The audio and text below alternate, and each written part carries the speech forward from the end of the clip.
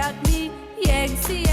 yong chakni mami na itong tong laga ta fazaba haina badi kuirabani mathakta panba yong chaka makhada hauba aluga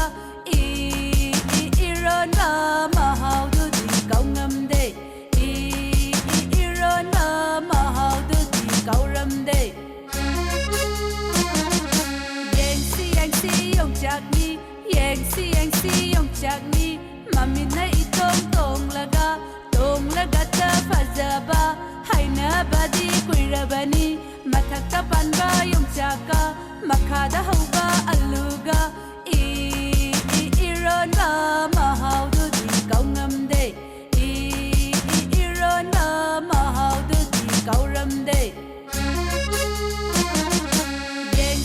si yong chakni yeng si yong chakni mami na itong